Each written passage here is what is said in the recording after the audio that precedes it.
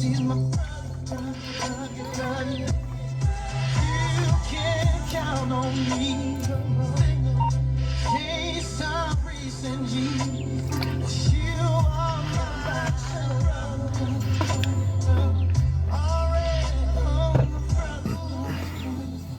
Crossed.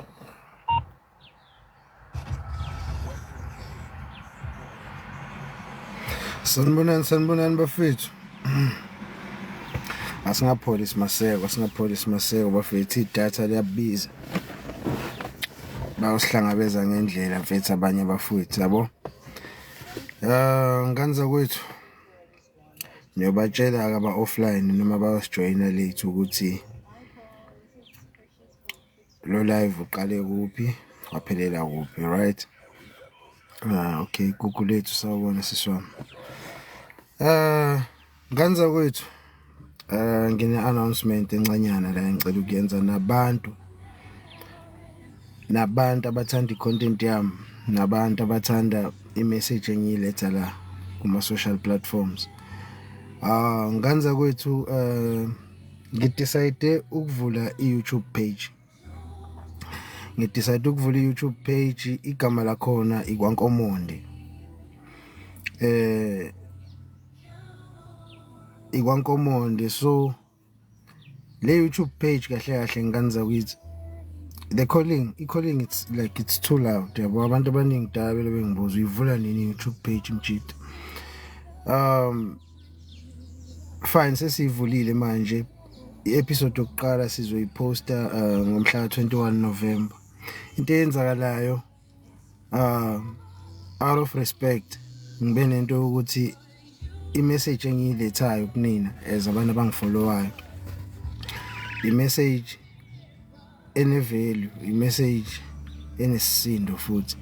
So it's only fair ukuthi bafowethu ningeze ku-platform yami le ngikhanda ku-YouTube. I understand kubantu abaphikisanayo nenkulumo zami, ningeza. I'm open ukuthi singayidebate lezi zinto lezi sikhulumayo la, because ngiya understand ukuthi akuyena wonke umuntu ozobona izinto ngendlela yami yabo, but kulabo abafeel ukuthi mhlambe ngiyageja enkulumeni zami, I'm more than willing ukuthi nize kule platform engikhandayo YouTube, sikhulume openly inkulumo yakhona noma ngakuthiwa yiphi topic. Njenga manje ngibona umunye umfethu la uthi angiqede masinyane ngizokhuluma ngama stepfathers. I understand, no, like any topic ne wahlangana ne video yami mhlambe la ku TikTok ngikhuluma ngayo and you felt ukuthi mhlambe ngageja ngendlela engakhuluma ngayo, I'm more than willing ukuthi siyibambe ku public platform i-debate. I understand, angina stress. So message engilethayo njengoba ngikhanda lo live njengamanje ukuthi nganza kwethu ngiyanicela, kune video engiqeda ukuyiposta nje minute ago ne before ngiba live la, ngicela ukuthi kwabathanda icontent yami nganza kwethu ngicela nizame ukuyishare as much as possible le video, because ngifuna abantu bangifollowe ku YouTube. Yabo le nto le platform engiyakha ku YouTube, ngifuna ukuthi nawe uwena kanje ungifollowa, mawunomqondo ongaphilisa omunye umuntu noma ongaphilisa society, come through. I understand, mawunezinto ongasitshela zona, mawunezinto ongasikhulisa kuzona, come through. Yabo le nto le akusi i-platform engikhandela ama celebrity le, akusi i-platform engizozama ukudonsa ama viewers ngoba ngizolanda abantu abaziwayo, cha. Le platform ezobe i-platform yomuntu ofana nami nawe. Yabo le nto le platform yomuntu obona likhulu emphakathini and ozositshela into enengqondo. You understand? And I feel like baningi abantu ekusamele ba-expose ke bafethu. Kunezinto engithi mangihleli ngedwa zingidle enhlizweni. Yabo le nto le kufana nani na, nayabo le nto le yokuthi kuthathwe ishimane zinikezwa ama position emsebenzini bese zisexualize ama colleagues, like zisebenzise i-position ezikuyona ukuthi yonke into eyenzakala ama favors wonke kumele arun through ama sexual favors. Labo bantu labo kumele sibakhole out, mina futhi ku platform yami masine evidence ebambekayo, concrete evidence, mina angeke ngimind ukuname ngishame ngijiye futhi ngibe iphathi abantu abayo arresta lo muntu. Enough is enough guys, asikwazi ukuba ama spectators lo sihleli kuma pavilion sigoqa izandla mfethu. Asiye ku trekking field sibone ukuthi kwenzakalani phakathi. Yabo leyo nto le. So nje nganza kwethu isikhathi sokubukela siphelile manje. Yabo leyo nto le. Baningi abantu abafana nami abane firearm abane competence ku firearm aba owner nama firearms abasemthethweni, you understand, ama community members, you understand, abanye ba malokuzana basebenza kuma arm of services njengami, you understand. Kumele sibe nama crew esiwakhandayo bafethu, you understand, esaziyo ukuthi siprotecta kanjani indawo esihlala kuzona, sinikezana kanjani ama strategies ukuthi sikwazi ukulwisana nobugebengu nale invasion yama drugs and stuff kuma communities esikuwona. Lama killings esihlangana nawo unnecessary ahlale engabi angasolve. Yazi ukuthi kunama unsolved murders amaningi kanjani, nama unsolved murders amaningi kabi kule country. Ingane zabantu zafa nje kwangathi kufizi nje. Ababulali bayaziwa, bayasaba ukuthi bakhonjwe ngoba amaphoyisa abangani nabo, mongathiwa mhlawumbe yabaveza uyodutshula uyobulawa yamaphoyisa ngakudayisa. Bonke labo bantu kumele ku platform yami mina sobalanda head on ngitshela. Isikhathi amapopa esiphelile manje. Isikhathi amapopa esiphelile nganza ukuthi asingagcini ngokukhuluma abantu abadlwengula izingane zethu, abadlwengula bonke abantu besifazane esiphila phakathi kwabo emphakathini. Labo bantu kumele bathi babajeze. Abantu abahlukumeza umphakathi kumele bajeze. Hayibo leyo nto. Kumele bajeze. And le platform le engizoyivula ku YouTube nganza kwethu ngiyanicela kulabo abathanda ilokhuzana i-content yami, kulabo abafollow i-content yami nganza kwethu ngiyanicela, kune video nje ngiqeda ukuyipost, anginasikhathi ngiyipostile kaphela ngisho 15 minutes ngiyipostile. Ngizama ukupromote i-YouTube page yami, ngiyacela ngiyayincengela kunina, ngiyanicela nikwazile ukungikhulisa la ku TikTok bafowethu, angenihlule ukungikhulisa ku YouTube. Ngicela leya video engiyipostile kwabathanda i-content yami ni share as much as possible, i-reach abantu abaningi, so that leli page sisolivula lapha ku YouTube kube i-page elizoba nezwe elizwakalayo, yabo. Nawe njengoba ungibuka kanje ungilalele njengamanje, mhlawumbe uyi-guest yami kulelo page, you understand, uzokhuluma ngokwaziwa uwena, ukhulisa isizwe nawe ndlela yakho. Yayibona leyo nto le. Asikhethe balala muntu. Asikhethe balala muntu nganza kwethu. And enye into engifuna ni understand ne, mina angikho tribalistic.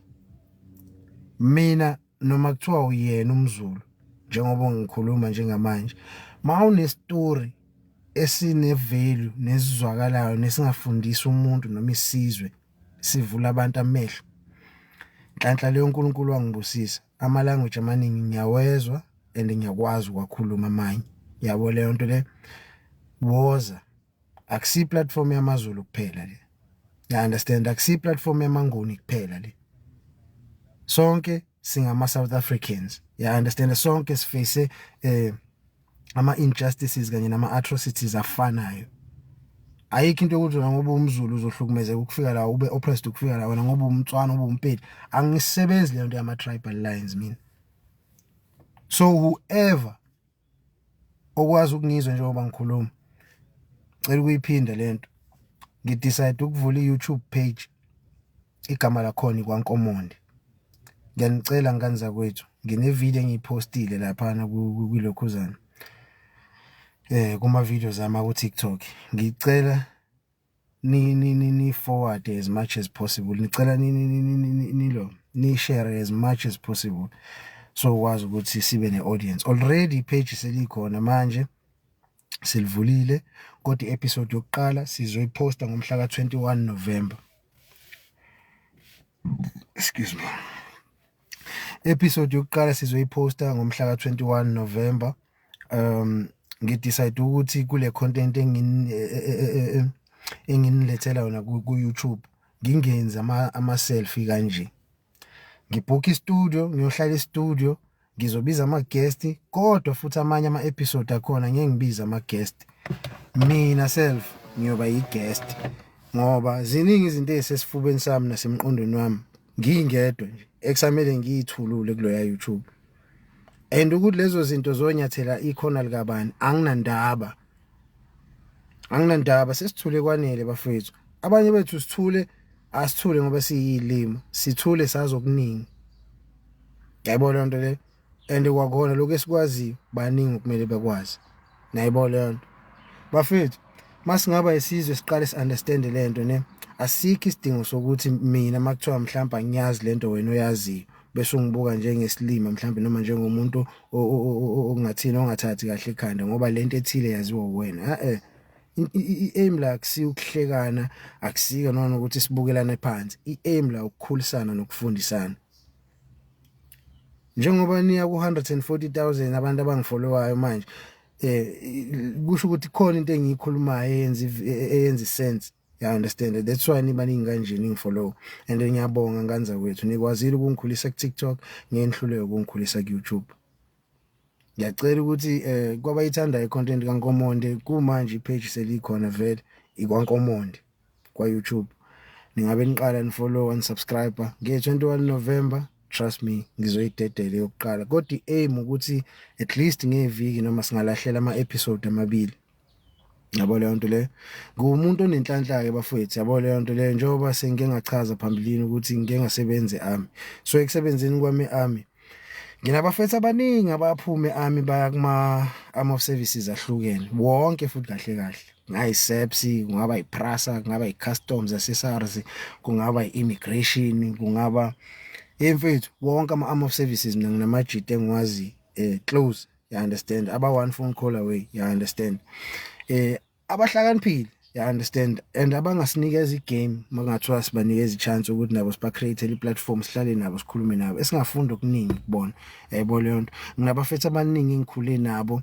I'm blessed ukuthi endaweni engikhule kuyona abafethu abaningi abakhule ngale era mina engikhule ngayo. Abafethu abaningi fethu bakelezile bakuma sectors are different, I understand. Abanye baku private, abanye baku public, but bengisekhaya nje ngiselivini ngihlangane nabafethu abaningi, you know, abanezinto engithi mangihleli ngikhuluma nabo ngisense ukuthi kuningi lo mfethu into angayideliver, you understand, wazi okuningi. Yabo leyo nto le, and ngiyamthanda umuntu owazi izinto nami engingazazi ngoba lowo muntu ungibulela into ethile, ungifundisa endaweni ethile. Yayibona leyo nto le, ungifundisa ngento ethile engingayazi. Umuntu kumele understand one thing ne, angeke uzwazi yonke into. Kwamina njengoba ningifollowa kanje angazi yonke into. Ingakho more than willing ukuthi kulabafethu njengoba ngikhanda i-platform nje ku YouTube, ngicela abafethu ni-share as much as possible leya video. Ngiyanicela kunini enithanda i-content yami nganza ukuthi ngicela ni-share as much as possible i-reach abantu abaningi leya nto, so that ukwazi ukuba nezwi. Nawe njengoba ngikutshela kusumdlalo lo, nawe njengoba ungilalele kanje, you'll never know isitoro naso sikushisa ngaphakathi enhlizweni yakho nasekhanda lakho. Ungathola ukuthi akusasi isikhathi sokuthi uyosidiscussa nabangani bakhe esporting, sekuyisikhathi sokuthi uzohlala noNkomonde lapha ku YouTube usikhulume mhlawumbe sakhe isizwe. Ngoba ave siyikhuluma into enengqondo esportini emajointini but zingayindawo. So mina ngifuna ukuthi ngikhanda i-platform whereby like a random citizen uzofika khuluma into ezwakalayo, afundise abantu, afundise nami. So ngiyanicela nganza kwethu, ngiyanicela ningikhulisile ku TikTok, ngicela ningikhulise nangale ku YouTube. And enye into, reason why ngingafuni ama-funds in terms of lento le yokuhambela izikole mhlawumbe ukuthi ngihambele izikole njengoba ngisafuna ukuyenza nationwide lento. I think leli page la YouTube makungathiwa abantu abangifollowayo baya subscribe kulona ngendlela e-right, ama-funds ukunreach nala nihlala khona nganza kwethu, I think engaphuma from leya platform. You understand? Angaphuma from leya platform because ngihlezi ngisho ngiya understand majority ethu sikuma poor communities and nama public entities alapha when it comes to imali bray umshikashika, you know. But ngalendlela le yokuthi ngibe ne YouTube channel, I think mangakhula kulela page ama proceeds esingawathola khona, some of lawo ama proceeds engasebenza kule machine engizama ukuyenza. So nganza kwethu ngiyanicela, ngizolo ngiphindile ngiyacela ngizama ukuyishare le video le as much as possible. Otherwise angizukuhlala ngibe mude, but mawukuthi ukhona mhlawumbe unombuzo noma onjani engangena njengamanje kuma guest, nginganipha nje 5 minutes okugcina nganza kwethu nisho nifuna ukusho kumina mawukuthi kukhona. Makungekho ngingabaleka, ngizonilinda imizuzwana ngibe ngifunda ama comment la, ngoba angikwazi ukuthi mangikhuluma ngibe ngifunda ama comment, ngiyadistracteka nganza kwethu, ngixolele. Okay, ugogo bese simphendulile. uDona cela uphinde ukhulume ngaleyo kuba yi-stepfather, ube ungenangane but izongena kubafowethu. Yo wow bro, ngisazo yeah, noted Dona, noted, but ngike ngisazoba busy nga something, mhlawumbe ngizobuya after an hour or so ku live. Phokela afternoon, sawubona sister.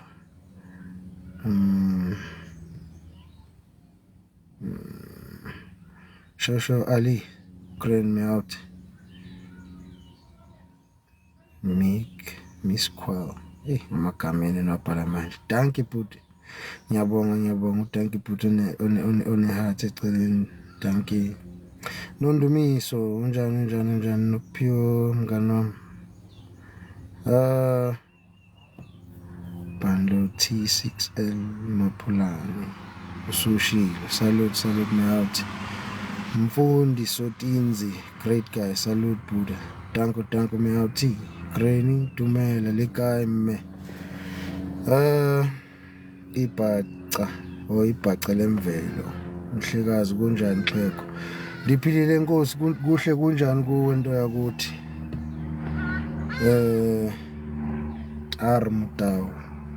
Awusukuma umzansi. Isikhathi Mutawu abasukuma abantu mfethu. Aseke ukuba ama spectators manje bafethu.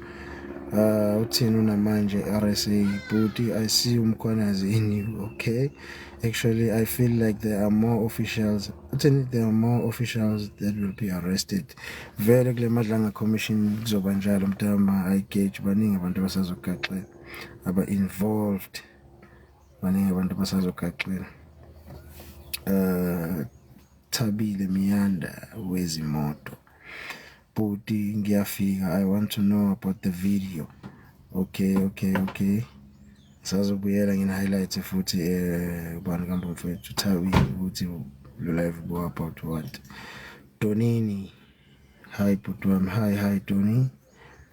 Zethembe Nzimande, sawubona bhuti, ngicela ukubuza if usuke wagwetshwa i-warrant of arrest. Thini i-warrant of izithupha zakho ziyangcola. Sawubona bhuti, ngicela ukubuza if usuke wagwetshwa. Ya wonke umuntu wakwagwetshwa mfethu une-criminal record, imino yakhe iyangcola mfethu. Thokozise Lotho Mjoli, Buddha yami, salute me out. Bongani gift, yabona wena mfo indaba uyihlaziya kamnandi. I do check your post every day. Salute mabonga. Salute mabonga. Poti P Tiki unjani? Guys, wani ngifasa Tiki. Sure sister in grand. But mhlambe ningifanisa noTiki because intwana yaseroundini lami eMnambithi, siphuma sonke eMnambithi. Maybe ukuba wase 150 kusenza sifana, I don't know. Awuyena yini? Why marufani la? Angifana noNhlanhla. Ngiyafana naye ngokusho kwabantu, but mina ngokubona kwami angifani nentwana. But okay, compliment ngithatha njenge compliment, nibaningi ningitshela leyo nto le. Intwana egrand otherwise lo muntu engifanisa naye. Salute intwana yaseNambithi naye. Ufuna ukubona manje ngikhipha isport, anginaso isihluthu. Thina Sixola ngithanda idiscipline yakho bhuti. Salute Sixola. Bongani gift. Mfovele izimoto zama-Hawks azidwetshiwe. Anginaso isiqiniseko mntama. Akusina am of service enginaka that much leyana because kwakune Scorpion esa disband okuyisona sasisithatha serious. After that leya nto angazi ibiza. Hola. Vigi Sure Grootman Lam. Kapfere. Sharp ngiyabona maybe ngifake ngemistake angazi man and angazi ukhuluma nangani. Nami ngimangele angazi kwenzakaleni nami ngibona sophakathi into ezini uGrand. Grand Grootman Lam. Mfethu ayike ebhaye ngiringayo nje ukuthi nje ngicela kwabangifollowayo ningfollow bathini ningisharele le video engiqeda ukuyiposta manje le promote YouTube page yami yabona. Sure Grootman. Nothing much nje yami ungadilika boys. Ngiyabonga Grootman.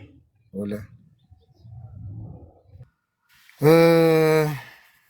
Ya bafethu. Inkinga impela ayipheleli ka TikTok as much as bemnandi labo live nalama content sinikhandela wona sometimes but kuningi kumele sikwenze so ngizonishiya ithi ngimthande ngenishiye ngizokhuluma nani before kushona ilanga manje igama elikhulu nganza kwethu ngicela ni forward le video engiqeda ukuyiposta ekhuluma ngokupromote ipage lika YouTube. Yeah. Salute.